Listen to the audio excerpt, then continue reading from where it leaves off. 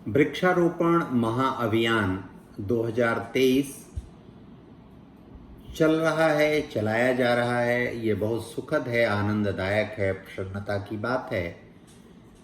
लेकिन एक बात हमें बहुत स्पष्ट रूप से ध्यान में रखना चाहिए कि जमीन पर निर्वनीकरण और जमीन के अंदर निर्जलीकरण एक बड़ी समस्या हो रही है।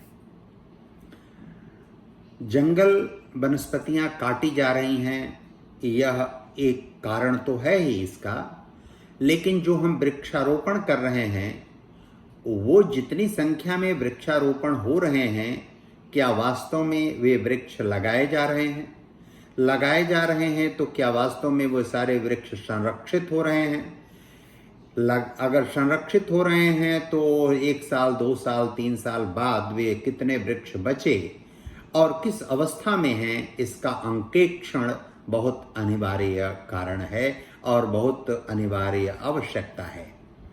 अधिकारी कागजों की खानापूर्ति के लिए जो कार्य और उपक्रम कर रहे हैं कि 5 करोड़ पेड़ लगा दिए गए, 10 करोड़ पेड़ लगा दिए गए, स्वतंत्रता प्राप्ति के बाद से लेकर देश में जितने भी वन रोपण का कार्य हुआ है, वृक्षारोपण का कार्य हुआ है, वो कार्य अगर ठीक और सुचारू रूप से हुआ होता तो आज हरियाली बेलौस होती, बेइंतहा होती और असीमित होती।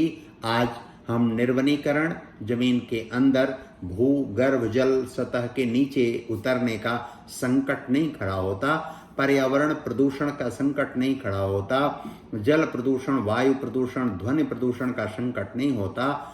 O3 नाम की गैस, जिसको ओजोन कहते हैं, उसका क्षरण नहीं होता, वो टूटता नहीं अल्ट्रावायलेट किरणों से। आप सब जानते हैं ऑक्सीजन 2 मॉलिक्यूल्स, ऑक्सीजन के 2 एटम मिलते हैं तो ऑक्सीजन बनता है। 3 जब इकट्ठा हो जाते हैं तो ओजोन का निर्माण होता है। ओजोन लेयर सूर्य से आने वाली जो सोलर रेडिएशन है उसके और पृथ्वी से ऊपर जाने वाले जो टेरेस्ट्रियल पार्थिव विकिरण है, सौर्य विकिरण और पार्थिव विकिरण के बीच संतुलन स्थापित करता है। अल्ट्रावायलेट किरणों को, परावैंगनिक किरणों को सूर्य से पृथ्वी की सतह पर नहीं आने देता, जो जीवन के लिए हानिकारक है, उसका क्षरण हो रहा है। इस तापक्रम असंतुलन के कारण, सौर्य विकिरण और पार्थिव विकिरण में असंतुलन के कारण ऐसा हो रहा है।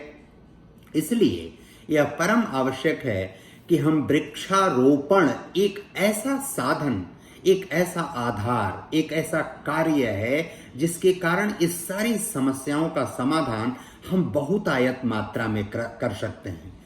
दूसरा एक साधन है, अपने आप को संयमित और नियमित रखकर हम इन समस्या का समाधान कर सकते हैं, क्योंकि आने वाली पीढ़ी के लिए एक बहुत बड़ी विडंबना खड़ी होने वाली है। वृक्षारोपण कितना हुआ, वो कितने संरक्षित हुए, अधिकारियों की खानापूर्ति, हजारों करोड़ रुपया इसमें व्यय हो रहा है, वो व्यय हुआ तो उसका रिजल्ट क्या है, उसका परिणाम क्या है, उसका ठीक से अंकेक्षण, ऑडिटिंग होनी चाहिए। प्रत्येक वर्ष ऑडिटिंग होनी चाहिए और वो ऑडिट ऐसा नहीं होना चाहिए जैसे अकबर और बीरबल की कहानी थी कि अकबर ने बीरबल से पूछा कि पता लगाओ कि हमारे राज्य में कुल कितने कौवे हैं। तो बीरबल ने कहा कि 4 दिन का मुझे समय दीजिए। 4 दिन छुट्टी पर वो घर रहे। 5वें दिन सीधा आए, दरबार में हाजिर हुए और अकबर से ने पूछा कितने कौवे है, पता लगाया? तो उसने कहा पता लगाया, देश में कुल 5 लाख कौवे हैं। तो उन्होंने कहा कि यदि गिनवा दूं और कौवों की संख्या बढ़ गई तो बीरबल ने कहा तो इसका अर्थ है कि दूसरे देश से कुछ कौवे हमारे देश में न्योता खाने आए हैं।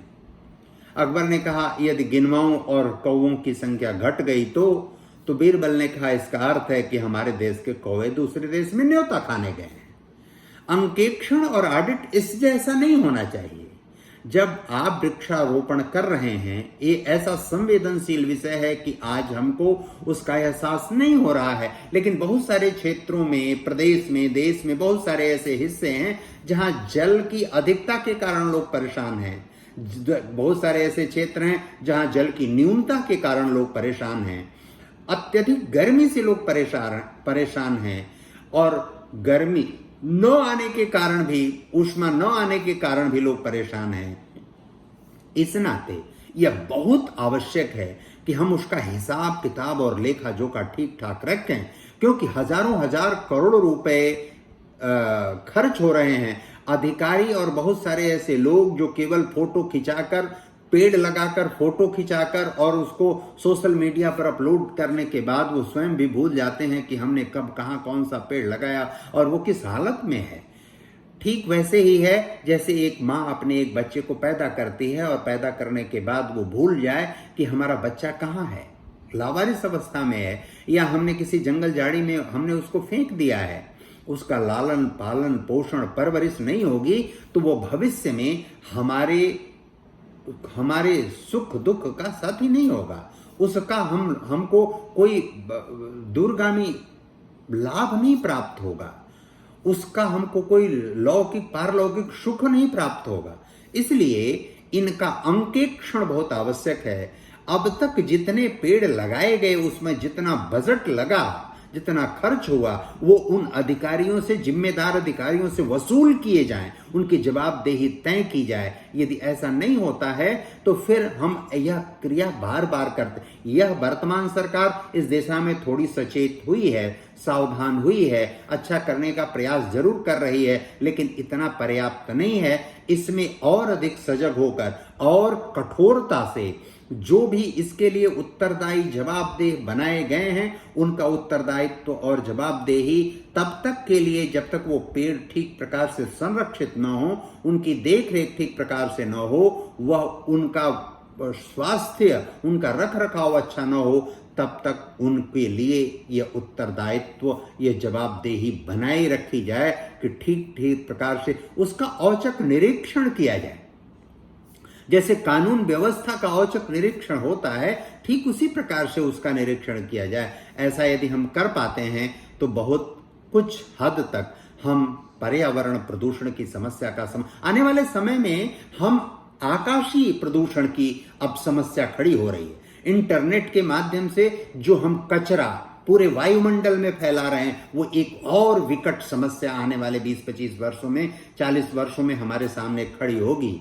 इसलिए पहला, हम वन रोपण, वृक्षारोपण अतिशय मात्रा में करें, उसका संरक्षण, संवर्धन, पोषण करें, उसका अंकेक्षण करें अनिवार्य रूप से। दूसरा, हम संतुलित संयमित जीवन जिएं, ये बहुत आवश्यक है। अभी हमको नहीं पता चल रहा है, लेकिन आने वाला समय हमको माफ नहीं करेगा, हमको क्षमा नहीं करेगा।